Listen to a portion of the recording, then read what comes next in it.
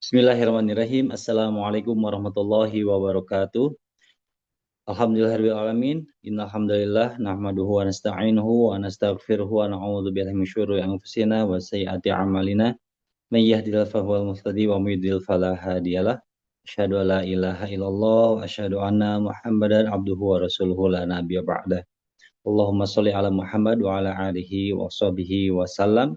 Puji dan syukur kita panjatkan kepada Allah Subhanahu wa taala yang telah memberikan kepada kita semua taufik serta hidayah, memberikan karunia nikmat iman, nikmat Islam, nikmat kesehatan, nikmat bertolabul ilmi, nikmat jasadiah ini yang Allah karuniakan secara gratis kepada kita semua, dan tinggal kita yang wajib mensyukurinya, salah satunya dengan menghadirkan mata kita, hati kita, pendengaran kita, jasad kita untuk hadir duduk bermajelis majelis ilmu syar'i di kajian Bumiku Mengaji. Alhamdulillah, kita panjatkan kepada Allah Subhanahu wa taala, dan tak lupa pula kita curahkan salam serta salam kita kepada junjungan alam baginda Nabi Muhammad sallallahu alaihi wasallam ibni Abdillah, berikut kepada keluarganya, para sahabatnya, para tabi'in, para ulama, hingga kepada kita semua yang hadir di kajian online Bumiku Mengaji. Alhamdulillah jemaah sekalian rahimani wa rahimakumullah. Kita telah diberikan kesempatan oleh Allah Subhanahu wa taala untuk memasuki hari Selasa, hari ke-10 di bulan Juni 2025, ataupun juga bertepatan dengan tanggal 14 Zulhijjah 1446 Hijriah. Insya Allah kita sudah tanggal 15 mungkin ya, tanggal 15 Zulhijjah 1446 Hijriah. Dan Alhamdulillah atas izin Allah kita semuanya dipertemukan di hari Selasa ini, dan kita akan melanjutkan kembali kajian rutin 2 pekanan bersama Al-Ustadz Faisal Miftah Hafizahullah Ta'ala yang kembali untuk mengkaji kajian di kitab Jami'ul Ulum atau Kitabul Jami karya Ibnu Hajar Al-Asqalani, yakni tentang zikir dan doa. Pembahasan ini merupakan pembahasan hadis ke-12, dan hadis ke-12 ini kita sudah memasuki pembahasan ke-9. Alhamdulillah, Ustazuna Faisal Miftah sudah hadir di tengah kita, dan insya Allah beberapa saat lagi kita akan segera mengikuti kajian dengan mendengarkan, menyimak pemaparan-pemaparan yang akan disampaikan oleh Ustazuna Faisal Miftah. Assalamualaikum Ustaz. Waalaikumsalam warahmatullahi wabarakatuh. Alhamdulillah, Apa kabar Ustaz, hayakallah sehat? Kang Zai. Alhamdulillah sehat Kang. Kif Alhamdulillah. halukum? Alhamdulillah, ana bi khair ya Ustazi, barakallahu fiik. Wabarakatuh. Alhamdulillah bisa bertemu kembali di hari Selasa yang biasa sama Alhamdulillah. Sofi atau bergiliran atau bergantian. Insya Allah malam ini bersama Ana yang akan memandu kajian sampai dengan selesai nanti insya Allah Ustaz. Baik, Insyaallah Allah barik fiik. jika sudah siap kami langsung saja persilakan kepada Ustazona Faisal untuk menyampaikan kajian malam hari ini, yakni tentang zikir dan doa di pembahasan ke-9. Tafadhol ya Ustaz Barakallah. Baik, jazakumullah khair, barakallahu fikum Kang Zai dan yang lainnya. Bismillahirrahmanirrahim. Assalamualaikum warahmatullahi wabarakatuh. Alhamdulillahirabbil alamin. Wa asyhadu an la ilaha illallah wahdahu la syarikalah. Wa asyhadu anna Muhammadan abduhu wa rasuluh sallallahu alaihi wa ala alihi wa sahbihi ajma'in, amma ba'd. Allahumma allimna ma yanfa'una wanfa'na bima 'allamtana wa zidna ilma. Allahumma aslih lana sya'nana kulla wa la takilna ila anfusina tarfata 'ain. Subhanaka la ilma lana illa ma 'allamtana innaka antal alimul hakim. Rabbi shrah li sadri wa yassir li amri wahlul 'uqdatam min lisani yafqahu qawli. Ikhwati fiddin rahimani wa rahimakumullah. Insyaallah kita akan melanjutkan ya membacakan hadis-hadis Nabi sallallahu alaihi wasallam dari kitab Bulughul Maram yang dikarang oleh Al-Hafiz Ibnu Hajar Al-Asqalani rahimallahu taala, dan kita sudah masuk bab terakhir dari kitab ini, yaitu bab doa dan zikir. Dan alhamdulillah beberapa hadis sudah kita bacakan, berikut penjelasan-penjelasan hadis ini dari para ulama. Kita akan lanjut hadis berikutnya, hadis Nu'man ya, Ibn Bashir radhiyallahu taala anhuma yang berkaitan dengan doa ya. Sebelumnya beliau mengumpulkan hadis-hadis tentang zikir, tentang pentingnya zikir dan lafaz-lafaz zikir yang paling dicintai Allah Subhanahu wa taala. Kemudian setelah itu beliau mengumpulkan hadis-hadis yang berkaitan tentang doa.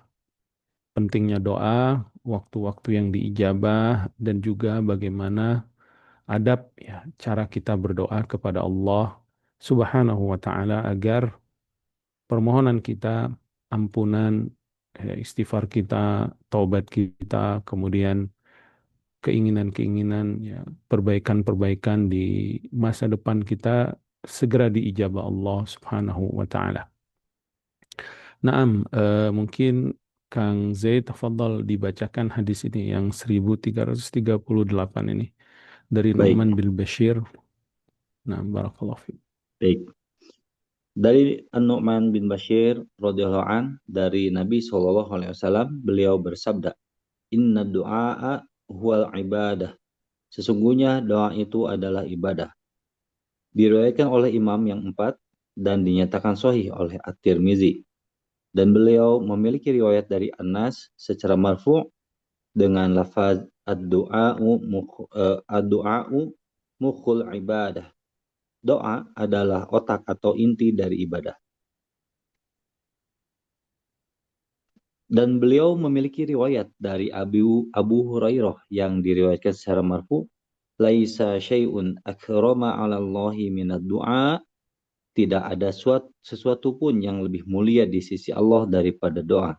Dinyatakan sahih oleh Ibnu Hibban dan Al-Hakim. Dari Anas radhiyallahu an, beliau berkata, Rasulullah shallallahu alaihi wasallam bersabda, ad-du'a'u bainal adzani wal iqamati la yuraddu. Doa di antara azan dan iqamat itu tidak akan ditolak. Diriwayatkan oleh An-Nasa'i dan lainnya, serta dinyatakan sahih oleh Ibnu Hibban dan lainnya. Hadis ke-1340 dari Salman radhiyallahu an, beliau berkata Rasulullah shallallahu alaihi wasallam bersabda, Inna rabbakum hayy, hayyun karimun yastahyi min Hayyun. abadihi. Inna rabbakum hayyun karimun yastahyi min abdihi idza rafa'a ilaihi yadaihi ayyarudda huma sifron. Sesungguhnya Rob kalian itu maha pemalu lagi maha pemurah.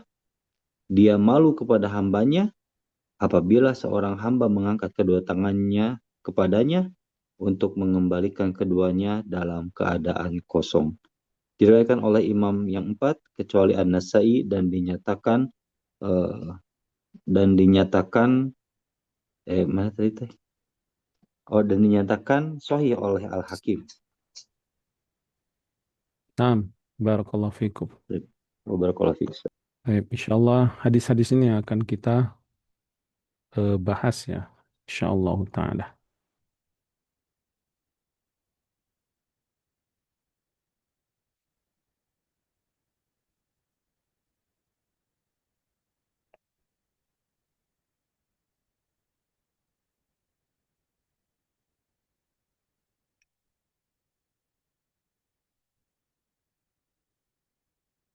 Naam.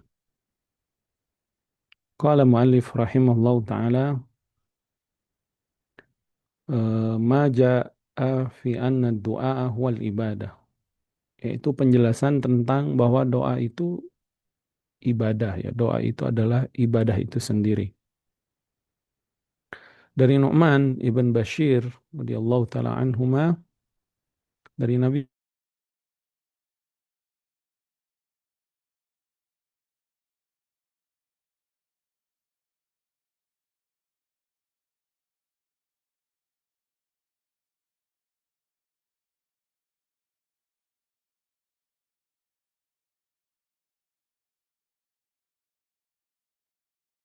Mic-nya termute Ustaz Afwan.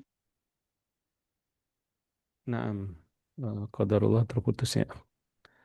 Iya. Taib. Dari Nabi Sallallahu Alaihi Wasallam, beliau bersabda, Inna du'a huwal ibadah. Rawahul arba'ah wa sahahu at-Tirmidzi. Begitu juga hadis Anas ibn Malik radhiyallahu taala anhu, ad-du'a'u mukhul ibadah. Dan juga hadis Abu Hurairah, laisa syai'un akrama 'ala Allahi minad du'a. Naam.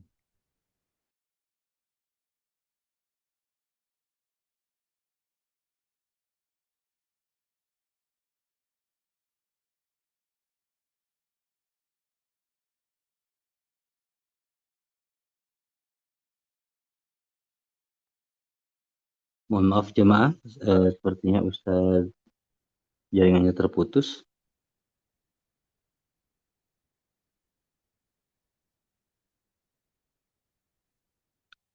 Afwan Ustaz, sepertinya terputus lagi barusan Ustaz.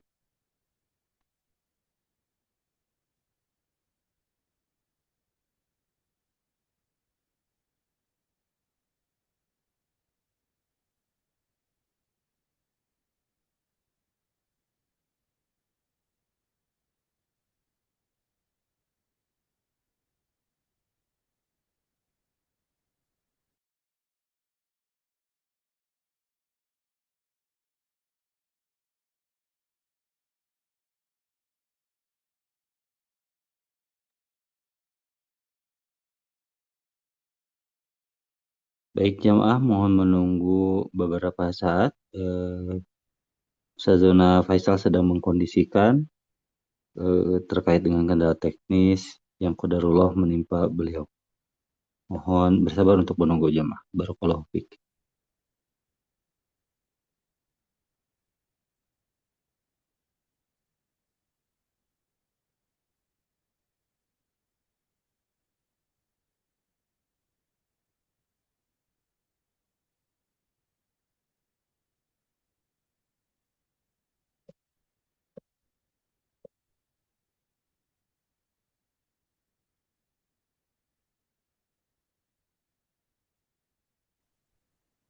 Ya, alhamdulillah Ustaz Faisal Miftah sudah berhasil terhubung kembali dan bergabung kembali di Zoom meeting ini.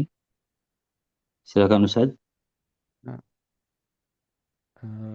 jadiin host mungkin ya Kang, biar bisa type. Iya,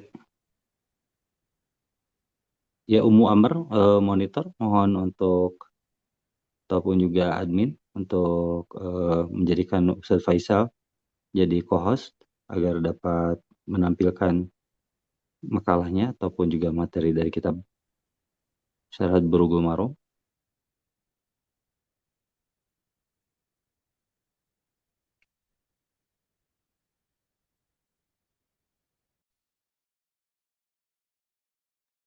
Baik, jazakallah khairan. Bismillah, alhamdulillah. Salatu wassalamu ala rasulillah. Amma ba'd. Baik, qala mu'allif asy-syarih rahimallahu ta'ala ya berkata yang menjelaskan hadis ini tentang kedudukan hadis ini, ya, bahwa kedudukan hadis ini hadis yang hasan sahih, ya. Artinya ini hadis yang bisa dipakai sebagai dalil. Kemudian hadis Anas pun demikian, yaitu hadis tentang doa itu adalah otaknya ibadah, ya. Kemudian hadis Abu Hurairah pun sama, hadis yang dikeluarkan Imam Tirmidzi tentang tidak ada sesuatu yang lebih mulia di sisi Allah melebihi doa. Baik, selanjutnya kita masuk ke penjelasan hadis ini. Apa makna doa itu adalah ibadah? Qala mu'allif rahimallahu ta'ala, ad-du'a huwal ibadah. sabda Rasulullah SAW, doa adalah ibadah. Haza uslubun qasrun, ya. Yaitu ini adalah gaya bahasa qasrun, pembatasan. Artinya Nabi ingin menjelaskan membatasi sesuatu. Li'annahu anta bidhamiril fasl ma'a ta'rifil musnad wal musnad ilaihi. Liyadullu 'ala al-hasr fi anna al-ibadah laysat ghairu du'a. Karena di sini ya dari uslubnya, dari sisi gaya bahasa Nabi SAW, karena Nabi SAW diberikan jawami'ul kalim. Jawami'ul kalim artinya perkataan yang sedikit tapi memiliki makna yang besar atau makna yang agung, makna yang banyak. Ini menunjukkan ya gaya bahasa ini pembatasan bahwa ibadah itu sejatinya adalah doa itu sendiri. Jadi ibadah itu sejatinya adalah doa itu sendiri. Kemudian sebagian ulama ada dua pendapat dalam masalah ini ya. Ada yang mengatakan hasr hakiki, artinya benar-benar bahwa ibadah itu ya doa. Doa itulah ibadah. Karena semua ibadah-ibadah yang diperintahkan Allah pasti ada doa di dalamnya. Ya, kita lihat sholat sudah tentu ya, sholat itu banyak doa di dalam. Bahkan kita dianjurkan untuk banyak berdoa saat sujud. Sholat itu sendiri secara bahasa artinya doa, ya, doa.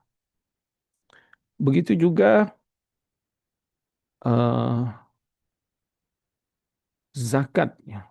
Allah berfirman, Inna salataka sakanul lahum. Ya. Khuz min amwalihim sadaqatan tutahhiruhum wa tuzakkihim biha wa sholli alaihim dalam surat Taubah itu. Ambil dari harta-harta mereka sebagai zakat, sebagai bentuk zakat yang diwajibkan Allah, ya 2,5% itu setelah haul, atau zakat pertanian atau zakat apa peternakan atau yang lainnya ya, sesuai dengan kategori zakatnya. Adapun mal ya 2,5% ditunggu selama 1 tahun. Kemudian Allah berfirman, tutahhirum wa tuzakkihim biha, dengan zakat itu mensucikan dan membersihkan, mensucikan jiwa mereka, membersihkan harta mereka. Kemudian Allah berfirman, wassalli alaihim, dan doakan mereka. Inna sholataka sakanul lahum. Doamu itu untuk mereka, memberikan ketenangan mereka. Jadi para muzaki itu berharap ya ketika mereka memberikan zakat, mereka didoakan, dan dengan doa itu mereka berharap doanya dikabulkan Allah Subhanahu wa taala ya. Begitu juga orang Arab Badui dahulu, wa minal a'rab kata Allah, dan ada orang-orang Arab Badui dahulu ya, man yu'minu billahi wal yaumil akhir, mereka beriman kepada Allah dan hari akhir. Wa yattakhidhu ma yunfiqu qurubatin indallahi wassalawatir rasul. Dan mereka berkeyakinan bahwa infak yang mereka berikan, ibadahnya ibadah bentuk harta, infak. Ya. Mereka meyakini ini adalah bentuk kurubah, bentuk ibadah mereka kepada Allah. Dan doa, supaya mereka mendapatkan doa Rasul SAW. Kemudian Allah menjawab, ala innaha kurbatul lahum. Ketahuilah, betul, kata Allah. Allah menjawab keyakinan mereka, membenarkan bahwa benar ibadah harta mereka itulah bentuk doa mereka, bentuk kurbah mereka, mendekatkan diri di hadapan Allah. Begitu juga puasa. Ya, kita diperintahkan berpuasa agar doa-doa kita dikabulkan dengan puasa tersebut. Dengan ibadah puasa, doa kita makin gitu, langsung dikabulkan, cepat dikabulkan Allah. Karena ada tawasulnya, atau karena ada penyebab yang besarnya kita diridhoi Allah puasa. Maka gak heran ada 3 doa yang tidak akan ditolak ijabahnya. Salah satunya adalah dakwatus shaim, doa orang yang berpuasa, sebagaimana dikabarkan Rasulullah SAW. Maka di ayat puasa Allah berfirman, setelah Ya ayyuhallazina amanu kutiba alaikumusiyam, ya di surah Al-Baqarah itu ayat 187. 110 apa 183 ya afonnya. 184-nya itu tentang syahrul Ramadan, apa namanya, tentang puasanya itu ayyam ma'dudat. Kemudian 185-nya tentang bulan Ramadan, 186-nya tentang doa. Wa idza sa'alaka ibadi anni fa inni qarib ujibud da'watad da'i, kata Allah. Jadi ada korelasi antara puasa dan doa. Begitu juga haji. Subhanallah ya, barusan kita saksikan ya kaum muslimin melaksanakan ibadah haji dari seluruh dunia, mendatangi Makkah dan Masyaril Haram ya, Arafah, Muzdalifah, Mina. Ngapain mereka di sana? Berdoa. Nabi SAW bahkan sebutkan zikir la ilaha illallah itu adalah doa. Khairud doa, doaul arafah. Kata Rasulullah SAW, sebaik-baik doa, doa di hari Arafah, khususnya di Padang Arafah. Wa khairu ma qultu ya wa nabiyyun min qabli, dan sebaik-baik doa yang aku ucapkan dan nabi-nabi sebelumku, la ilaha illallah wahdahu la syarika lah, lahul mulku wa lahul hamdu wa huwa ala kulli syai'in qadir. Di dalam Al-Qur'an Allah berfirman, wa minhum may yaqulu rabbana atina fid dunya hasanah wa fil akhirati hasanah wa qina adzabannar. Ulaika lahum nasibum mimma kasabu wallahu sari'ul hisab. Dan di antara mereka jamaah haji itu ada yang berdoa, Rabbana atina fid dunya hasanah, ya Allah berikan kami kebaikan dunia, wa fil akhirati hasanah, berikan kami kebaikan akhirat, wa qina adzabannar, dan peliharalah kami atau jauhkan kami dari azab api neraka. Ulaika lahum nasibum mimma kasabu. Kata Allah, mereka lah kelak yang akan mendapatkan bagian atau dikabulkan ibadahnya, doanya, karena usaha yang sudah mereka lakukan. Wallahu sari'ul hisab, dan Allah sangat cepat perhitungannya. Jadi, ibadah-ibadah yang kita lakukan itu adalah doa. Makanya tidak heran dari sini sebagian ulama mengatakan bahwa hadis ini inna doa wal ibadah atau ad-doa wal ibadah menunjukkan bahwa semua ibadah yang kita lakukan, inti sari ibadah itu adalah doa itu sendiri. Bahkan bentuk ibadah kita itu seakan-akan kita sedang berdoa kepada Allah Subhanahu wa taala, dan memang seperti itu. Bukankah saat kita ibadah di sana ada harapan? Selain ada ketundukan, tunduk ya, patuh sama perintah Allah, di sana ada harapan. Pasti kita ada harapan. Kayak kita belajar agama, pasti ada harapan. Ya kan? Ya, Kang Zai, kajian seperti ini ada harapan nggak?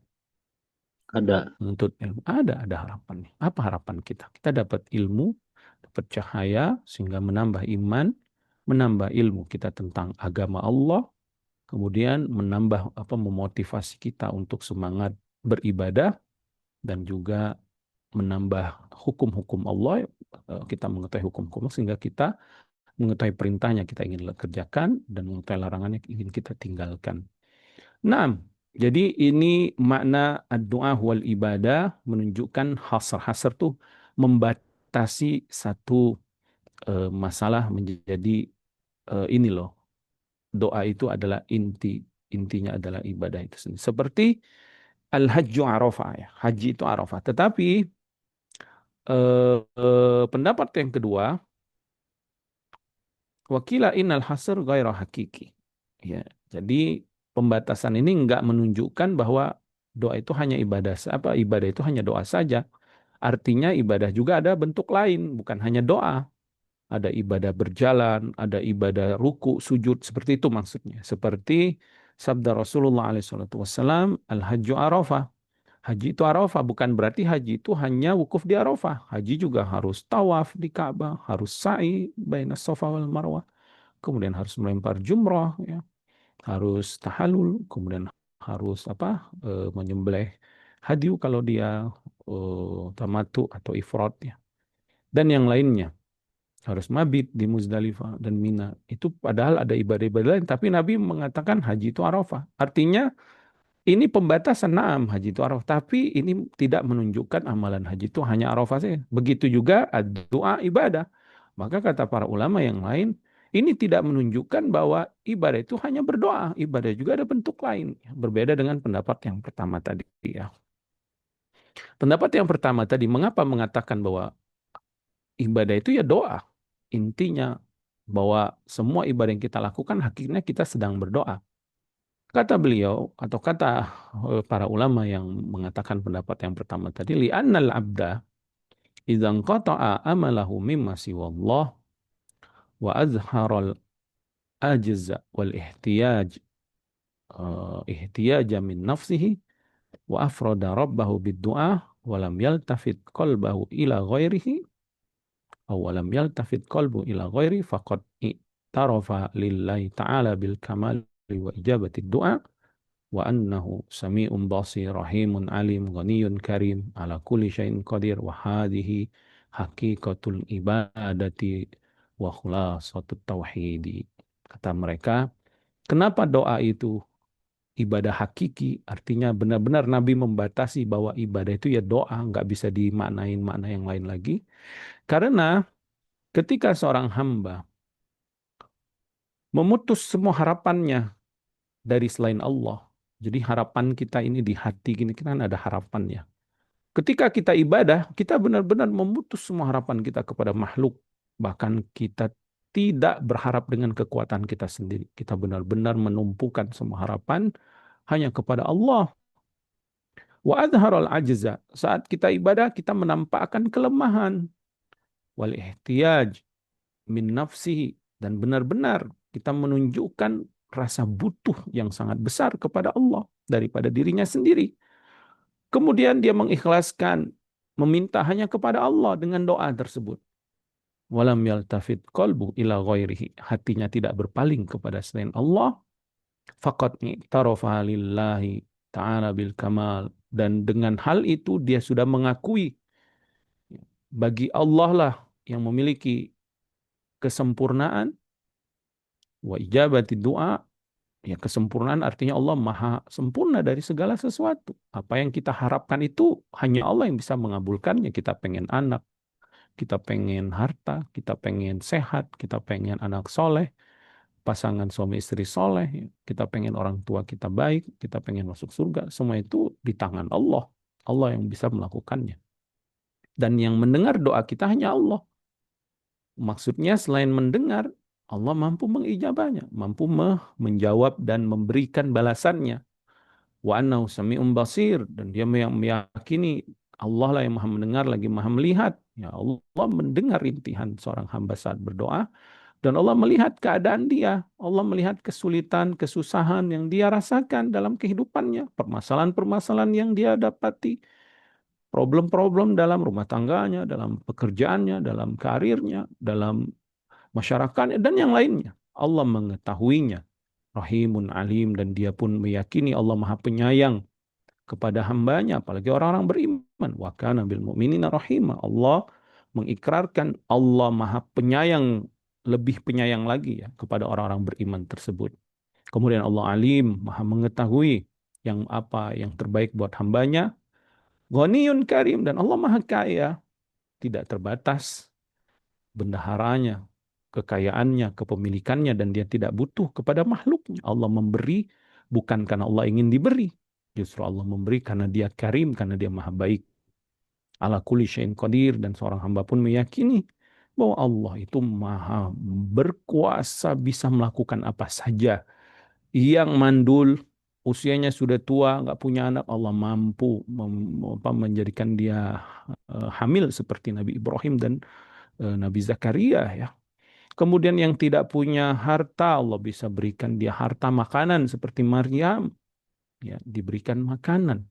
Kemudian yang sakit bisa Allah sembuhkan seperti Nabi Yunus alaihi salam atau Nabi Ayub, afan ya, belasan tahun sakit Allah sembuhkan.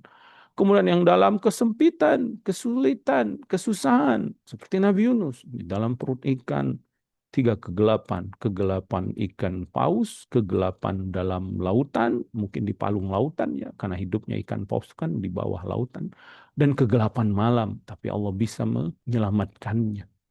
Juga yang butuh jodoh, mungkin yang belum punya jodoh, Allah bisa memberikan jodoh, mudah bagi Allah.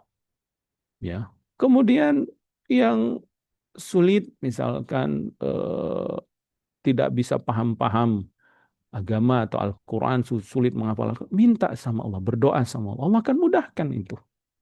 Yang sedang kesulitan, ya dilanda kesusahan, maka Allah akan mudahkan itu semua ya. Yang sedang jauh dari keluarganya, sedang rindu ingin bertemu keluarga, doa sama Allah Subhanahu wa taala agar Allah bisa mempertemukan. Wahadihi, kemudian kata beliau ya, ulama tersebut, hakikatul ibadah. Inilah hakikat ibadah itu.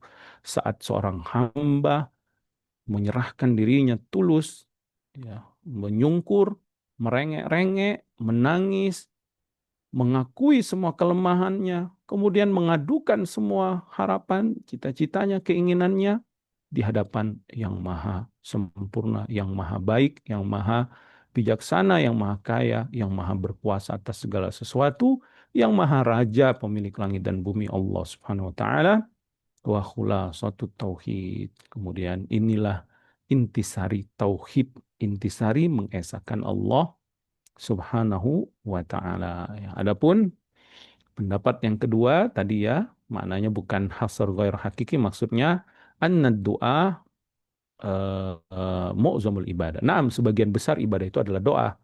Au afdalul ibadah, atau ibadah yang paling terbaik itu adalah doa. Tapi ada ibadah lain yang tidak doa saja. Nah, seperti tadi ruku, sujud itu kan ibadah dan itu bukan doa. Menurut pendapat yang kedua ini, wallahu taala alam. Kemudian sabda Rasulullah alaihi salatu wassalam, ad-du'a'u mukhul ibadah. Doa itu adalah otaknya ibadah. Mukh, mukhun dalam bahasa Arab itu adalah khalisuhu, intisari, core-nya dari otak gitu ya.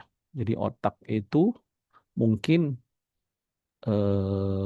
seperti prosesor dalam komputer mungkin ya, wallahu taala alam ya, diibaratkan saja otaknya komputer ini yang kita pakai sekarang ini kan ada prosesor yang mungkin itu otaknya, tapi di dalam prosesor itu ada core intinya lagi ya, ini di dalam bahasa Arab disebut muh, yang paling inti dari yang inti tadi. Kamukhid dimag alladhi huwa niqyuhu, seperti muh dimag, yaitu eh, intinya otak itu, yang dia adalah sesuatu yang sucinya, yang paling jernihnya dari eh, otak tersebut. Kenapa Nabi mengibaratkan doa itu adalah intinya atau otaknya ibadah? Seperti Nabi menggambarkan seperti otak. Ya, kayak begini cara Nabi mengajarkan kepada umatnya, memberikan permisalan, perumpamaan agar mudah dipahami dan agar dipahami oleh kita ya, umatnya. Kata beliau mu'alif di sini, Syekh Abdullah bin Salih bin Fauzan ya rahimahullah hafizahullah taala, maknanya adalah annal ibadah la takumu illa biddu'a. Ibadah itu nggak akan bisa tegak tanpa doa. Itu maksudnya. Seperti komputer nggak ada prosesor ya nggak akan jalan. Diri kita ini juga nih, kalau nggak ada otak, ya manusia nggak berpikir dia, ya nggak ada otak. Kadang bendanya ada sih, gumpalan cairan-cairan otaknya itu ada ya. Tapi kalau nggak dipakai otaknya atau konslet, ya kan orangnya juga konslet gitu, nggak jalan gitu. Nah ibadah seperti itu. Kalau ibadah nggak ada doa dalam ibadah itu, nggak akan tegak ibadahnya. Korslet ibadahnya ya. Yang ada dia malas ibadah. Karena nggak ada doa di sana. Kama anal insan la yaqumu illa bil mukh. Sebagaimana manusia nggak akan bisa berdiri tanpa adanya otak. Kemudian beliau menyebutkan ada 3 perkara mengapa doa itu adalah otaknya ibadah. Yang pertama, kata beliau, annahu imtisalu li amrillah. Karena kenapa dia menjadi intinya ibadah? Karena ini adalah perintah Allah dan Allah menamai doa itu ibadah. Allah berfirman dalam surat Ghafir itu ayat ke-60, wa qala rabbukum ud'uni astajib lakum. Kemudian walazina istakbiruna an ibadati. Setelah itu kan Allah berfirman, berdoalah kalian kepadaku, aku akan kabulkan. Dan orang-orang yang sombong dari ibadah kepadaku, padahal Allah nyuruhnya doa. Tapi Allah mengabarkan orang yang sombong dari ibadah kepadaku. Ya, ayat setelahnya itu sambungan dari ayat ini, satu kalimat. Ini menunjukkan bahwa doa itu adalah ibadah itu sendiri. Makanya Nabi SAW mengatakan, doa muhul ibadah. Jadi melaksanakan perintah Allah dari ayat ini. Kemudian yang kedua, li'annal abda, mengapa doa itu otaknya ibadah? Otaknya ibadah? Karena seorang hamba, idza ra'a najahal umuri minallah, kalau dia melihat keberhasilan itu, kesuksesan dari semua urusan dia, keberhasilan urusan kita ini, urusan pribadi kita, urusan keluarga kita, urusan masyarakat, urusan negara, urusan yang lainnya. Itu semuanya kesuksesan, keberhasilannya dari mana sumbernya? Minallah, semuanya dari Allah. Karena Allah berfirman, biadillahi khairun, di tangan Allah semua kebaikan itu.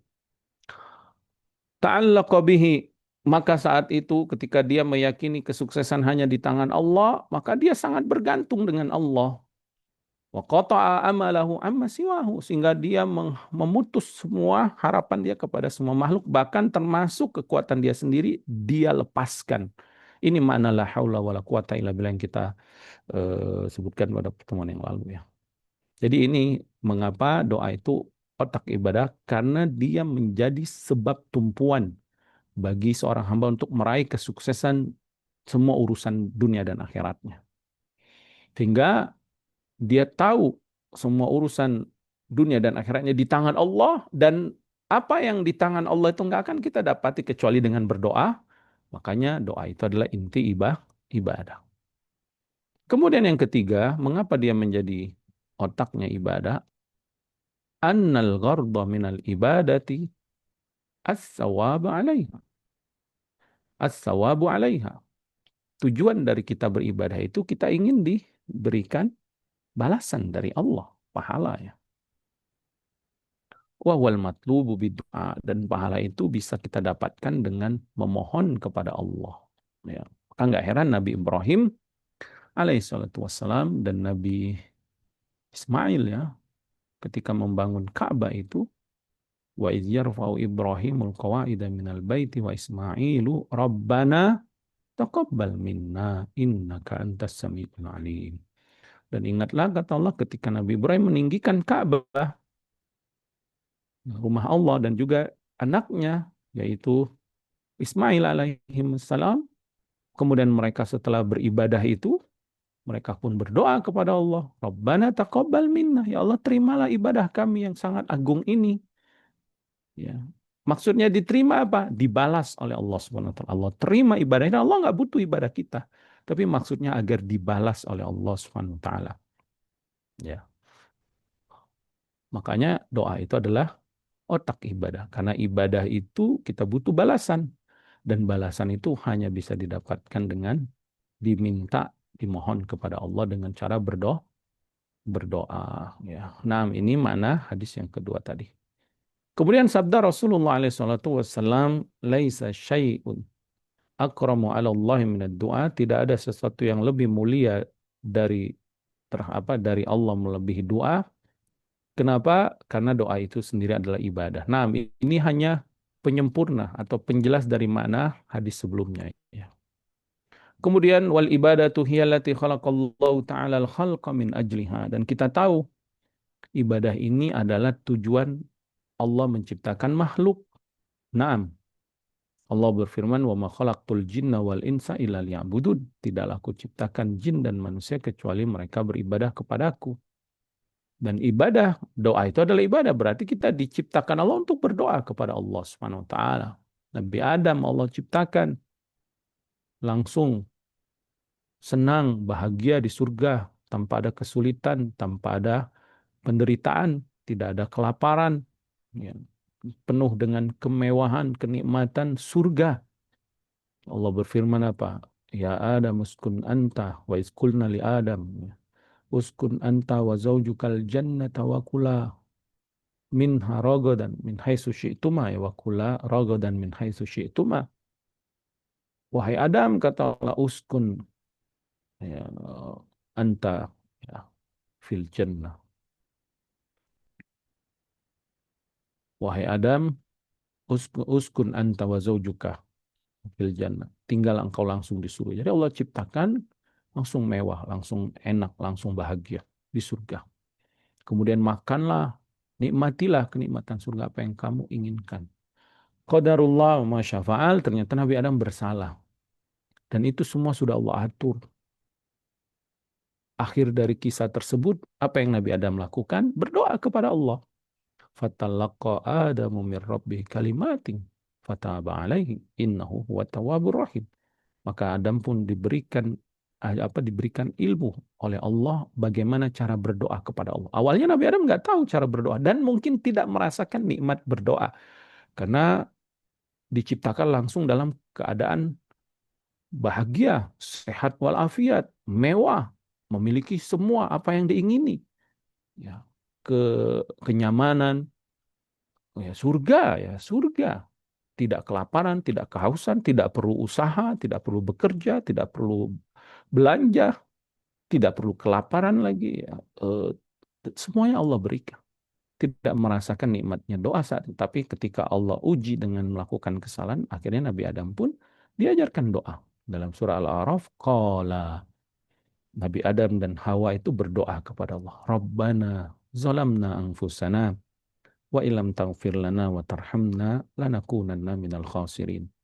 Ya Allah, ya Rabb kami telah menzalimi diri kami sendiri, ya Allah.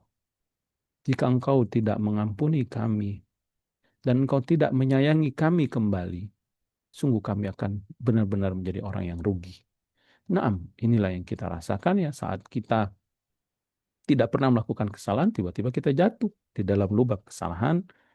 Kemudian setelah itu kita pun diberikan taufik untuk bertobat. Lalu kita pun berdoa. Maka kita akan merasakan lezatnya menghinakan diri kita di hadapan Allah bahwa kita hamba yang kotor, hamba yang berdosa, hamba yang hina di hadapan Allah. Kemudian kita jujur, sejujur-jujurnya ingin pengampunan dosa dari Allah Subhanahu wa taala, maka Allah akan mengijabah, mengampuni dosanya, menyayanginya kembali, kemudian memberikan keberkahan-keberkahan yang lainnya kepada hamba tersebut sebagaimana yang telah Allah berikan kepada para nabi dan rasul. Nah, kemudian wali anna du'a yadullu ala qudratillahi ta'ala kamalihi, dan doa itu menunjukkan kekuasaan Allah dan juga kemampuannya, kesempurnaannya. Kemudian wa ajizid da'i wa ihtiyaji, dan juga menunjukkan kelemahan hambanya dan juga menunjukkan akan ke kebutuhan seorang hamba kepada Rabb-Nya Subhanahu wa taala. Kemudian bagian yang ketiga yang berkaitan dengan penjelasan dari hadis ini, berkata mu'alif ya, hadis ini tadi, tiga hadis tadi ya, ad-du'a wal ibadah, ad-du'a mukhul ibadah, laisa syai'un akramu 'ala Allahi min ad-du'a, dalilun ala fadli du'a wa azimi manzilatihi indallahi ta'ala. Ini menunjukkan bahwa hadis ini ya menunjukkan akan keagungan doa, keutamaan dan besarnya, tingginya, agungnya kedudukan doa itu di sisi Allah. Ketika Nabi bersabda sallallahu alaihi wasallam, ad-du'a wal ibadah. Ya. Jadi ini menunjukkan doa ini sangat besar di sisi Allah, nggak main-main ya, saudara-saudaraku yang dirahmati Allah. Doa ini nggak main-main, walaupun kita anggap ringan. Kita hanya mengangkat tangan, meminta kepada Allah yang kita yakini, Dia mendengar kita, Dia melihat kita, walaupun Allah uji kita belum bisa melihatnya, kita nggak bisa mendengar suaranya. Bahkan para nabi dan rasul pun yang bisa mendengar suara Allah hanya tiga nabi, Nabi Adam, Nabi Musa, Nabi Muhammad SAW. Yang lainnya enggak, melalui perantara Jibril. Tapi mereka yakin dengan seyakin-yakinnya, ya, dengan ru'yatul basira fi qulubihim, dengan pandangan cahaya hati mereka melihat Allah, ihsan gitu ya, maka mereka pun berdoa dengan khusyuk. Maka seharusnya kita seperti itu, ya. Bukankah Walillahil masalul a'la. Ya Allah tidak sama dengan makhluk. Bukankah saat kita butuh banget, kita pasti akan merengek-rengek di hadapan orang yang kita yakini dia kaya, kemudian dia baik, kemudian dia juga dermawan sama kita. Contoh misal orang tua kita, dia berkuasa, dia kaya, dia baik. Saat kita kesulitan, pasti kita akan tenang meminta, memohon kepada orang tua kita tersebut ya. Atau siapapun itu yang dekat dengan kita, dan dia peduli sama kita. Walillahil masalul a'la. Tapi Allah nggak sama dengan makhluknya tentunya. Tentu kepada Allah harus lebih besar lagi rasa harapan kita, rasa tenang kita, rasa yakin kita, dan juga rasa tunduk kita kepada Allah, rasa khusyuk kita di hadapan Allah. Wadzalika, mengapa doa itu sangat agung di sisi Allah? Karena doa ad-da'i, orang yang sedang berdoa tersebut, ya kita saat berdoa nih, qad ata bi awsafil ibadati walawazimha. Kita benar-benar mendatangkan sifat-sifat ibadah itu sendiri ya. Ibadah itu kan harus ada kekhusyuan. Ibadah itu harus ada rasa takut. Takut nggak dikabulin, takut nggak diterima permintaannya.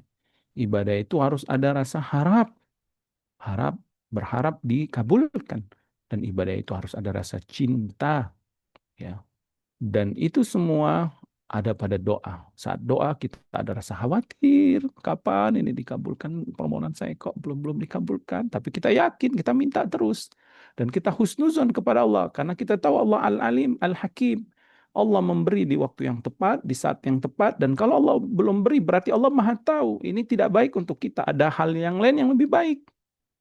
Yang maha bijaksana Allah Subhanahu wa taala, ya. Di situ ada rasa takut, di situ ada rasa harap, dan di situ juga ada rasa cinta kepada Allah. Fa inna du'a yajtami'u fihi min anwa'it ta'abbud ma la yajtami'u fi ghairihi. Karena di dalam doa itu terkumpul di dalamnya jenis-jenis ubudiyah seorang hamba yang tidak terkumpul pada selain doa. Fa fihi ubudiyatu al-qalbi bil qasdi war raja'i war raqbati war rahbati. Ya tadi di dalamnya ada ubudiyah hati, ada ibadah hati kita kepada Allah. Di mana hati kita benar-benar sangat berharap kepada Allah, sangat takut kepada Allah, dan sangat cinta kepadanya. Wa fihi ubudiyatul lisan. Dan di dalam doa ada ubudiyah lisan. Lisan kita mengeluarkan kalimat-kalimat kata-kata permohonan. Dimulai dengan hamdi wassana'i, pujian dan juga sana ya, pujian kepada Allah Subhanahu wa taala, memuji Allah, menyebut asmaul husnanya, kemudian bersalawat kepada rasulnya. Setelah itu kita pun wat talab wal ibtihal wat tadarru, ada di sana permohonan, keinginan. Ya, di sana ada melas ya, ada melas. Melas itu ya rengekan doa-doa kita yang kita ulang-ulangi terus dengan lisan kita. Ya Allah, aku butuh ini. Ya Allah, Rabbi firli, misalkan minta pengampunan kan, Rabbi firli wali walidayya, atau Rabbana zalamna anfusana wa illam taghfir lana wa tarhamna lanakunanna minal khasirin, atau Rabbana taqabbal minna, atau Allahumma shfina, ya Allah sembuhkan aku, ya Allah sembuhkan aku, dan seterusnya. Lisan kita merengek-rengek di hadapan Allah. Wa fi ubudiyatul badan, dan di dalamnya juga ada ibadah badan kita, bil inkisari wal istikanati baina yadayillahi ta'ala wa tazalluli lahu, yaitu di mana kita benar-benar badan kita ini bersimpuh, menyerahkan dirinya, merendahkan dirinya di hadapan Allah Subhanahu wa taala, dan menghinakan diri kita sebagai seorang yang butuh kepada Allah Subhanahu wa taala, bahkan sangat mohon dengan sangat sangat besar permohonannya di hadapan Allah. Dia pun menunjukkan badannya itu, anggota badannya, permohonan dengan sungguh-sungguh. Makanya akrabul abd ya, kedekatan hamba di hadapan Allah saat sujud, karena saat itu dia menundukkan kepalanya, menunjukkan kepalanya dengan kehormatannya, menunjukkan dia merendahkan diri di hadapan Allah. Maka saat dia dekat dengan Allah itu dianjurkan untuk banyak berdoa ya. Kemudian wafid doa anwa'ut tauhid salasa. Di dalam doa juga ada tauhid yang tiga. Ada tauhid rububiyah, ada tauhid uluhiyah, ada tauhid asma wa sifat. Ya, na'am. Tauhid rububiyah artinya meyakini bahwa hanya Allah yang bisa melakukan, memberikan semua permintaan kita. Kita pengen diampuni, hanya Dia yang bisa mengampuni dosa. Saat istisqa gitu, doa minta hujan, hanya Allah yang bisa menurunkan hujan dari langit. Saat sakit, hanya Allah yang bisa menghilangkan penyakit ini, yang menyembuhkannya. Terkadang Allah menyembuhkan dengan sebab yang disyariatkan atau dengan ilmu pengetahuan yang Allah takdirkan dengan sunnah kauniyah. Terkadang Allah sembuhkan tanpa sebab, Allah mampu. Ya. Dan juga ada tauhid uluhiyah, pemurnian, keikhlasan dalam ibadah. Artinya benar-benar kita hanya berdoa kepada Allah. Kita tidak berdoa kepada selain Allah. Kita tidak meminta kepada nabi, kepada malaikat, apalagi kepada batu, gunung, patung-patung, ya, kuburan atau yang lainnya. Kita tidak minta kepada mereka. Kita hanya meminta kepada Allah. Ini uluhiyah. Kemudian ada asma wa sifat. Dalam doa itu kita menyebut-nyebut asmaul husna sebagai bentuk tawasul kita. Ya Rahman, Ya Rahim, irhamni. Ya Ghafurur Rahim, ighfarli. Ya Tawwabur Rahim, tub alayya. Ya Razzaq, anta khairur razikin, urzuqni. Dan seterusnya. Ya, kita menyebut-nyebut nama Allah sesuai apa yang kita minta. Seperti yang dilakukan para nabi dan rasul. Ya, Nabi Isa alaihissalam ketika diminta hawari ya, untuk diturunkan makanan maidah itu dari atas langit, apa kata Nabi Isa di akhir doanya itu, warzuqna wa anta khairur razikin. Berikan kami rezeki itu ya Allah, engkau sebaik-baik pemberi rezeki. Menyebut nama Allah Ar-Razik dan seterusnya. Kemudian wa fid du'ai yadhharu iftikar al-abdi wa dha'fihi wa hajatihi. Di dalam doa seorang hamba menampakkan rasa butuhnya, rasa lemahnya dan rasa fakirnya di hadapan Allah. Wa fihi tatajalla qudratullahi ta'ala. Dan di dalam doa tersebut tampaklah kekuasaan Allah yang maha agung. Wa ta'allaqul qulubu bihi. Dan hati kita benar-benar saat doa itu benar-benar sangat terikat dengan Allah. Ya, waharbul khalaiki ilai, waharbi khalaiki ilai, dan kita pun lari dari semua makhluk, bahkan dari sebab-sebab itu kita lari. Bukan berarti tidak menempuhnya, maksudnya hati kita tidak bertawakal dengan sebab-sebab itu. Walaupun kita ada uang, walaupun teknologi pengobatan canggih, walaupun dokter ini katanya hebat, atau ini bagus, atau itu bagus, tapi kita lepaskan itu semua dari hati kita. Hati kita hanya tergantung kepada Allah, bertawakal hanya kepadanya subhanahu wa ta'ala. Itu adalah tauhid rububiyah, uluhiyah, asma wa sifat, ya. Kemudian wa du'a mustahabun inda jumhuril ulama, dan menurut para ulama doa itu sangat dianjurkan. Wa hakal Khattabi ya wujubihi, bahkan Al-Imam Khattabi ya menyebutkan akan wajibnya kita berdoa. Nah, tadi Allah sebutkan innal ladzina yastakbiruna an ibadati, orang yang sombong dari beribadah kepadaku, berdoa kepadaku. Sehingga wajib berdoa itu. Allah berfirman, ud'u rabbakum tadarru'an wa khufyatan. Berdoalah kalian kepada Allah dengan merengek-rengek dan penuh rasa takut kepada Allah Subhanahu wa taala. Berkata Imam Syaukani rahimahullah taala, fa'afada anna du'a ibadah, maka ya, ini menunjukkan doa itu ibadah. Wa anna tarkat du'ai Rabb subhanahu wa ta'ala istikbar. Dan meninggalkan doa itu adalah kesombongan. Orang yang nggak mau berdoa berarti dia merasa dia bisa, merasa dia hebat, merasa dia tangguh, merasa dia kuat.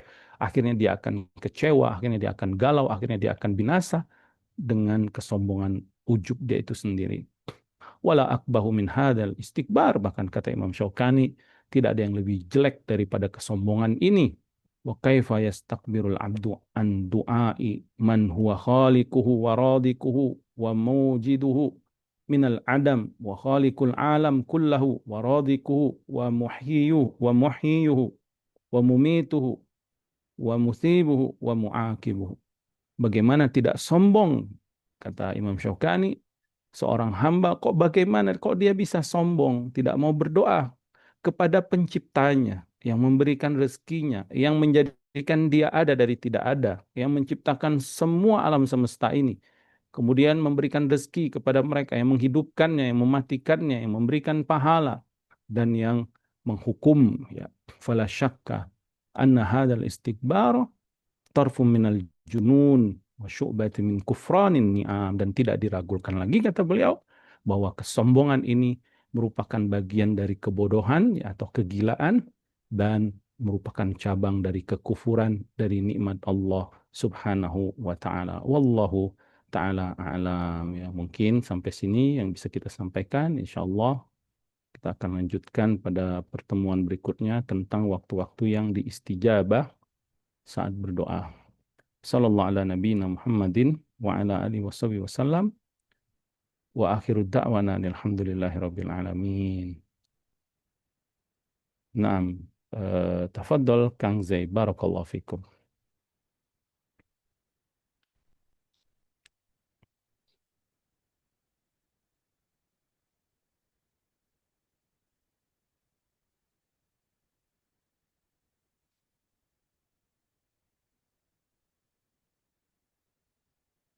Naam, tafadhol kalau ada pertanyaan Kang Zai. Ya, ya, Afwan Ustaz. Taib. Di belakang. Assalamualaikum warahmatullahi wabarakatuh. Waalaikumsalam warahmatullahi wabarakatuh. Ustadz, saya ingin bertanya, itu doa setelah sholat itu apa kita harus ngangkat tangan, apa doanya itu setelah tasyahud gitu? Itu saja, Ustadz. Wassalamualaikum warahmatullahi wabarakatuh. Waalaikumsalam warahmatullahi wabarakatuh. Permasalahan mengangkat tangan, insya Allah akan kita bahas pada hadis berikutnya sebenarnya. Ya, jadi ada hadis setelah ini, hadis tentang mengangkat tangan. Naam, salah satu sebab doa kita dikabulkan adalah dengan mengangkat tangan. Ya, tetapi para ulama menyebutkan bahwasanya kita mengangkat tangan sebagaimana Rasulullah SAW mengangkat tangan pada doa-doa tersebut. Dan kita tidak mengangkat tangan pada saat Nabi tidak mengangkat tangan dalam doa tersebut. Adapun doa setelah sholat, sebagian ulama memang berbeda pendapat tentang hadis, ya, Rasulullah SAW yang menganjurkan Muaz bin Jabal radhiyallahu taala anhu untuk berdoa di akhir sholat atau fiduburi, ya, kuli sholatin, ya, di ujung sholatnya itu membaca Allahumma a'inni ala dzikrika wa syukrika wa husni ibadatik. Ya Allah, bantulah aku atau tolonglah aku untuk bisa berzikir kepadamu, bersyukur, dan memperbaiki ibadahku. Sebagian ulama mengatakan doa ini dibaca sebelum salam, setelah tasyahud dan sholawat Ibrahimiyah, kemudian baca doa ini. Sebagian ulama mengatakan setelah sholat, nggak apa-apa dibaca. Tetapi tidak ada riwayat, ya, yang rajih bahwa Nabi mengangkat tangan berdoa setelah selesai sholat. Itu nggak ada riwayatnya. Karena yang ada justru riwayat tentang doa atau zikir, ya, setelah sholat itu dianjurkan berzikir, ya. Hadis-hadis yang menjelaskan apa yang Nabi lakukan setelah sholat itu adalah zikir. Di antaranya istighfar, di antaranya 3 tahlil itu yang la ilaha illallah, lahun nikmatu wa lahul fadlu wa lahu sana'ul hasan, itu ya, la ilaha illallah mukhlishina lahuddin walau karihal kafirun, la ilaha illallah wahdahu la syarika lah, lahul mulku wa lahul hamdu wa lahu qadir, Allahumma antas salam minkas salam, kemudian Allahumma la mani'a, kemudian tasbih 33, tahmid 33, takbir 33, kemudian ditutup dengan la ilaha illallah wahdahu la syarikalah, lahul mulku wa lahul hamdu wa lahu qadir. Kemudian Nabi membaca ayat kursi, Al-Ikhlas, Al-Falaq, dan An-Nas. Itu riwayat yang menyebutkan apa yang Nabi lakukan setelah sholat. Maka kita cukupkan itu. Tetapi kalau ada yang ingin berdoa, ya silakan. Kita tidak melarang, ya, orang yang berdoa. Tetapi kalau kita katakan dianjurkan, disunahkan mengangkat tangan doa selesai sholat, maka tidak kita anjurkan. Jadi jelas, ya, kalau misalkan doa itu ternyata maknanya sebelum sholat, sebelum salam, maksudnya sebelum selesai sholat, doa di dalam sholat itu sebelum salam, ya jelas, lebih jelas lagi nggak boleh mengangkat tangan, ya. Dalam sholat kita nggak boleh mengangkat tangan, ya, kecuali doa kunut itu, ya. Wallahu ta'ala alam. Dan insya Allah nanti kita akan jelaskan perinciannya lagi di hadis berikutnya. Wallahu ta'ala alam. Baik, untuk selanjutnya penanya atas nama Tarmizi Al-Asy yang sudah resen kami persilahkan untuk menyampaikan pertanyaannya. Baik, terima kasih Kang Zai. Assalamualaikum warahmatullahi wabarakatuh, Ustaz. Waalaikumsalam warahmatullahi wabarakatuh. Pak Ustaz, ini mohon maaf agak di luar tema, tapi maksudnya ini baru saya bisa bertanya ke Pak Ustaz di malam ini. Ini Masya Allah kemarin pada saat salat Id, imam kami itu kelupaan membaca takbir 5 kali di rakaat kedua. Bagaimana status salat kami itu, dan juga kami lihat Pak Ustadznya tidak melakukan juga sujud sahwi seperti itu Pak Ustadz. Dan mungkin sekalian pertanyaan, apakah itu kalau kelupaan seperti itu di salat itu ada tuntunan untuk sujud sahwinya seperti itu Pak Ustadz. Mungkin demikian pertanyaan kami. Jazakallah khairan. Assalamualaikum warahmatullahi wabarakatuh. Waalaikumsalam warahmatullahi wabarakatuh. Nah, di dalam salat itu ada 3 perkara yang harus kita tahu ya. Makanya penting kita belajar tentang salat karena kita semua ini kan wajib salat. Sehingga kita harus belajar tentang fikih salat. 3 perkara utama yang harus kita ketahui itu adalah yang pertama tentang rukun salat. Yang kedua tentang wajibatus salat, wajibnya ya. Yang ketiga tentang sunnah-sunnah dalam salat. Maksudnya ini saat kita melakukan salat itu. Ya.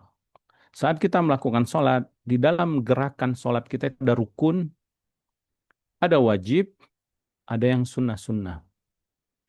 Maka yang pertama, kalau rukun tidak dilaksanakan, salatnya nggak sah, harus diulang. Yang kedua, kalau yang wajib-wajib tidak dilaksanakan, ya bukan karena sengaja ya, karena lupa, maka dia diwajibkan oleh para ulama sujud sahwi. Yang ketiga, kalau yang sunnah-sunnah tidak dilakukan, maka tidak ada apa-apa baginya. Maksudnya dia tidak, sholatnya tetap sah, dan dia juga tidak wajib sujud sahwi, dan dia juga sah gitu sholatnya. Jadi 3 perkara ini harus kita ketahui. Ketika kita sudah mengetahui mana rukun sholat, mana wajib-wajibnya, mana sunnah-sunnahnya, maka saat itu kita jadi tenang dalam ibadah sholat. Ya. Ini yaitu gerakan-gerakan sholat itu sendiri ya. Di mana kita juga harus tahu ya hal-hal yang berkaitan syarat-syarat sah sebelum sholat. Apa yang berkaitan syarat-syarat sebelum melaksanakan ibadah sholat itu sendiri. Itu juga harus dipelajari. Tetapi saat sholatnya juga kita harus tahu. Maka rukun ini seperti qiyam, yang berdiri, membaca Al-Fatihah, takbiratul ihram, ruku, i'tidal, duduk, kemudian di antara 2 sujud, kemudian sujud dan tasyahud akhir itu juga termasuk rukun. Ini nggak boleh ditinggalkan. Ya. Kalau ditinggalkan, sholatnya nggak sah. Ya, misal sholat dia nggak baca Al-Fatihah, nggak sah sholatnya. Kecuali mu'alaf yang belum bisa baca Al-Fatihah ya, maka dia ada uzur sampai dia belajar. Atau makmum ya, dalam sholat jahar, atau sebagian ulama menganggap dalam sholat sir juga. Wallahu ta'ala alam, ada khilaf di sana.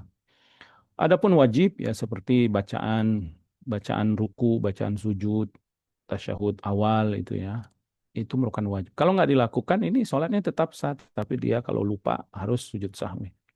Adapun sunnah ya seperti baca istiftah, baca beberapa ayat setelah Al-Fatihah, itu sunnah. Sehingga kalau nggak dibaca pun nggak masalah gitu. Nah, adapun gerakan takbir di dalam sholat Id, wallahu ta'ala alam ya, yang pasti dia bukan rukun ya, karena kalau dia rukun jelas sholatnya batal. Kalau itu hanya sunnah, maka insya Allah sholatnya tidak mengapa. Walaupun dia tidak melakukan sujud sahwi. Dan yang kami ketahui, wallahu ta'ala alam ya, itu tidak sampai pada rukun ya, atau mungkin pada wajib. Wallahu ta'ala alam. Ya, mungkin nanti bisa ditanyakan lagi kepada yang lain. Wallahu ta'ala alam. Jadi insya Allah sholatnya tidak mengapa. Karena itu hanya sunnah saja. Barakallahu fikum. Baik, demikian penjelasan Sasuna Faisal atas pertanyaan dari Akhi Tarmizi Al-Hashim. Untuk selanjutnya, pertanyaan yang sudah resen di sini ada Ummu Zalfa. Setelah itu nanti disambung kembali dari pertanyaan dari Abi Yahya. Silakan Ummu Zalfa. Naam, tafadhal.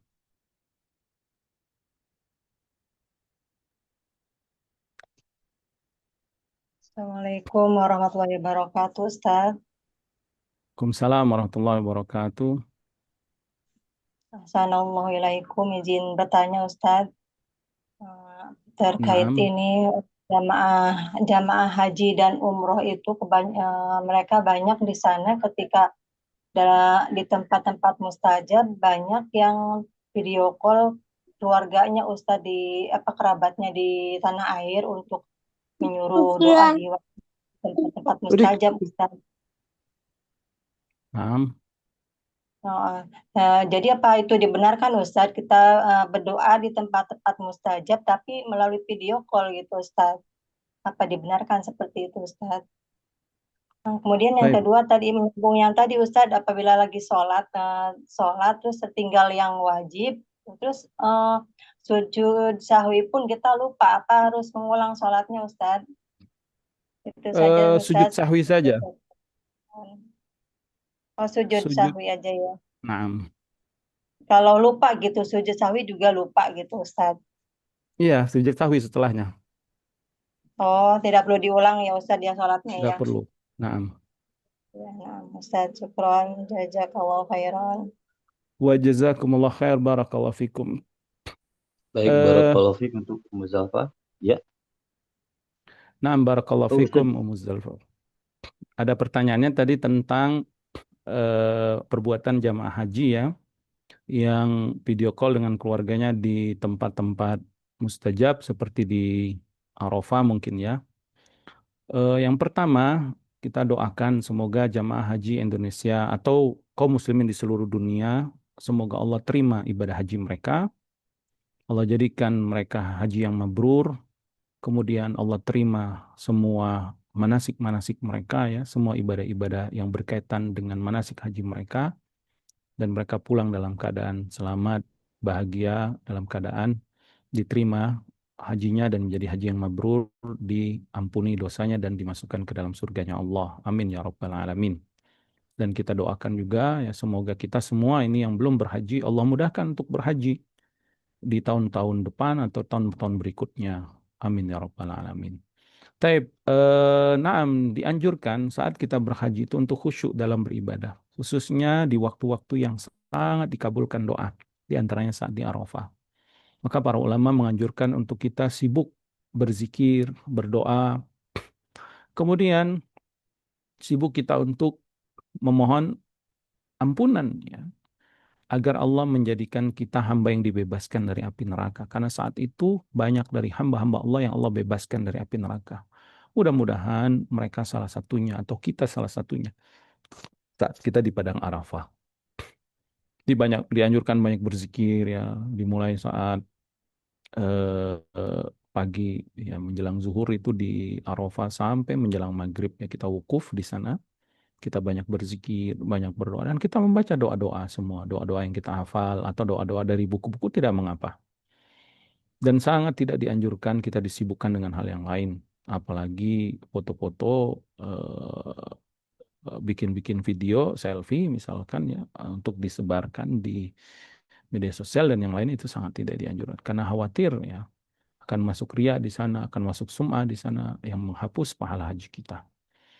Nah, ketika kita menelpon keluarga kita dan itu hanya sebatas telepon pribadi saja ya antara dirinya dengan keluarganya saja, kemudian menanyakan keluarganya mungkin terus menanyakan mau didoakan apa, wallahu taala alam ya. Kalau tidak mengganggu doa dia dan ada waktu space untuk dia menelpon kerabatnya, orang tuanya misalkan atau anak-anak yang ditinggalkannya, mau nitip doa apa nak misalkan atau apa, ayah doakan hari ini atau kami doakan hari ini, maka Allah taala itu tidak mengapa selama tidak mengganggu kesibukan mereka dalam berdoa. Mudah-mudahan itu bagian dari perbuatan baik mereka bertanya tentang doa. Tapi kalau tidak pun ditelepon, Misal kita cukup di WA saja atau doa-doa titipannya itu ditulis sebelumnya. Kita kumpulkan di HP kita nanti di satu lembar catatan di note itu kan ada di HP itu ada note atau di buku.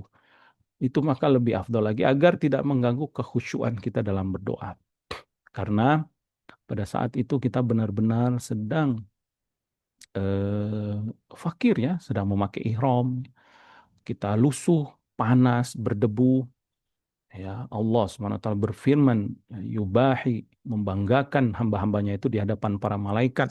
Mereka asy'az akbaro, mereka kusut, mereka berdebu. Lihat mereka mengagungkanku. Allah SWT membanggakan mereka. Kata Syekh Abdul Razak Hafizullah Ta'ala, ini menunjukkan Allah mengabulkan permohonan mereka. Karena Allah membanggakan. Karena Allah nggak mungkin membanggakan orang-orang yang berdosa. Allah membanggakan hamba-hambanya yang khusyuk. Hamba-hambanya yang benar-benar khusyuk dalam berdoa di hadapan Allah. Kemudian Allah bertanya, Maza tus'al ya. Apa yang mereka minta atau Maza yus'al. Apa yang mereka minta atau apa yang dia minta. Aku akan kabulkan. Jadi diharapkan jamaah haji tersebut lebih baik fokus. Ya, kalau misalkan tidak mengganggu, ya karena menelpon itu kan tidak membatalkan rukun dan juga tidak seperti sholat ya. Sholat kan nggak boleh kecuali bacaan dan perbuatan dalam sholat itu sendiri. Nggak boleh kita ada perbuatan yang lain. Ya, jadi itu yang bisa kami sampaikan. Wallahu ta'ala a'lam. Afwan Ustadz, Afwan maksudnya video call ini jadi mereka itu nyuruh sama kerabatnya, ayo ini mumpung di tempat mustajab, ayo doa langsung gitu. Jadi maksudnya tuh apa yang memang berlaku gitu, berlaku mustajabnya untuk yang di Indonesia melalui video call gitu atau apa bisa jadi mustajab doanya gitu Ustadz, doa langsung yang di Indonya Ustadz. Syukran. Adapun mustajab itu khusus di hari Arafah dan di padang Arafah. Ya, karena dalam hadis disebutkan wa qultu fi Arafah. Ya, dalam riwayat itu disebutkan dan apa yang aku baca saat aku di padang Arafah. Jadi saat dia berada di padang Arafah itu yang lebih kuat ya dari makna walaupun sebagian ulama ada yang mengatakan dikabulkan doa di hari Arafah itu secara umum. Sebagaimana sabda Nabi SAW, khairud doa doaul Arafah. Sebaik-baik doa adalah doa di hari Arafah. Maksudnya sebagian ulama ya menganggap bahwa hari Arafah mau dia di Indonesia, mau dia belahan bumi manapun, selama itu hari Arafah kalau dia berdoa dikabulkan doanya. Tapi pendapat yang lebih kuat makna hadis tersebut adalah hari Arafah dan di padang Arafah. Sehingga kerabat tadi yang foto ya diharapkan dikabulkan, tapi dia tidak di Arafah. Ya, jadi yang benar adalah jamaah haji ini saja yang meminta apa yang kalian ingin doakan, saya akan doakan gitu. Jadi dia istilahnya bertawasul dengan doa orang lain yang masih hidup dan mampu, ya itu dibolehkan. Wallahu ta'ala alam. Baik, Afwan Ustaz, apakah masih ada kesempatan untuk masih cukup waktu untuk menjawab satu pertanyaan lagi ini? Naam, tafadhal. Bi Yahya. Baik, Abi Yahya, kami persilakan untuk menyampaikan pertanyaan kembali. Assalamualaikum warahmatullahi wabarakatuh. Ustadz, satu lagi boleh Ustadz ya? Waalaikumsalam warahmatullahi wabarakatuh. Naam, tafadhal. Ustadz, kita boleh nggak membaca doa yang biasa kita baca di zikir pagi petang itu kita baca pas ketika sholat gitu Ustadz. Misalkan ya Hayyu ya Qayyum birahmatika astaghits gitu, terus Allah mastur aurati dan seterusnya, itu bagaimana Ustadz? Apa itu boleh atau tidak? Itu saja Kalau Ustadz. misalkan Wassalamualaikum. Waalaikumsalam warahmatullahi wabarakatuh. Kalau tidak diniatkan itu secara khusus ya zikir khusus atau doa khusus di waktu sujud, maka nggak mengapa. Apalagi kita tahu maknanya ya tentang doa-doa itu, maka Allah Ta'ala itu tidak mengapa kita baca. Tapi ingat, tidak diniatkan doa ini dibaca khusus untuk sujud misal, karena itu sudah mentakid, berarti dia sudah mengkhususkan, mensifatkan doa, karena itu kan bacaan pagi dan petang. Tapi karena maknanya bagus, kita ingin baca di waktu sujud, dan kita memang benar-benar ingin memohon kepada Allah dari isi doa tersebut, wallahu ta'ala tidak mengapa. Seperti Sayyidul Istighfar. Sayyidul Istighfar ya, selain dibaca pagi dan petang, Kalau kita ingin membaca di waktu-waktu yang dianjurkan banyak istighfar, sewaktu di waktu sahur ya Allah berfirman wabil ashari hum yastaghfirun, di waktu sahur mereka banyak istighfar. Lalu kita di waktu sahur membaca Sayyidul Istighfar, Allahumma anta rabbi la ilaha illa anta khalaqtani wa ana abduka, dan seterusnya, maka itu tidak mengapa. Wallahu ta'ala alam. Mungkin ini yang bisa kami sampaikan. Ya. Wassallallahu ala nabiyina Muhammad sallallahu alaihi wasallam. Subhanakallahumma bihamdika asyhadu an la ilaha illa anta astaghfiruka wa atubu ilaik. Wa akhiru da'wana alhamdulillah rabbil alamin. Tafadhal Kang Zai. Ana Baik. matiin ini ya. Alhamdulillah. Jazakumullah khair. Ya. Assalamualaikum Jazakumullah warahmatullahi khairan. wabarakatuh. Alhamdulillah. Syukuran jazakallahu khairan kepada Ustazuna Faisal Miftah Hafizahullah Ta'ala yang telah menuntaskan kajian kita pada malam hari ini, bab zikir dan doa di pertemuan ke-9. InsyaAllah untuk pekan depan temanya adalah tentang istajabu doa atau diijabahnya doa kita.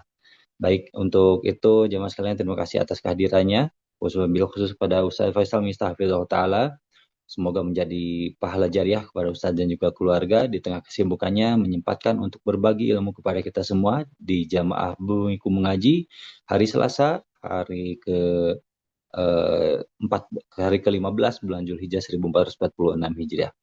Demikian atas nama kru Bumiku Mengaji yang bertugas mengaturkan banyak terima kasih atas kehadiran jamaah sekalian, atas kehadiran Ustaz Faisal Miftah, dan mohon maaf atas segala kekhilafan apabila ada yang kurang berkenan dari pelayanan maupun juga dalam memandu kajian pada malam hari ini. Berikutnya kami aturkan juga banyak terima kasih kepada jamaah setia Bumiku Mengaji yang pada malam hari ini Masya Allah sudah hadir sampai dengan 60, tadi tercatat sampai 67 jamaah yang hadir pada malam hari ini. Barakallahu fikum. Mudah-mudahan menjadi ilmu yang bermanfaat dan ilmu-ilmu tersebut dapat membantu kita untuk mempertahankan ataupun juga menambah keistiqomahan kita dalam agama ini. Amin ya rabbal alamin. Demikian atas nama kru Bumiku Mengaji yang bertugas pada malam hari ini, mohon pamit undur diri. Jazakumullahu khairan. Jazakumullahu khairan. Barakallahu fikum. Subhanakallahumma bihamdika asyhadu an la ilaha illa anta astaghfiruka wa atubu ilaik. Wassalamualaikum warahmatullahi wabarakatuh. Waalaikumsalam. Assalamualaikum warahmatullahi wabarakatuh.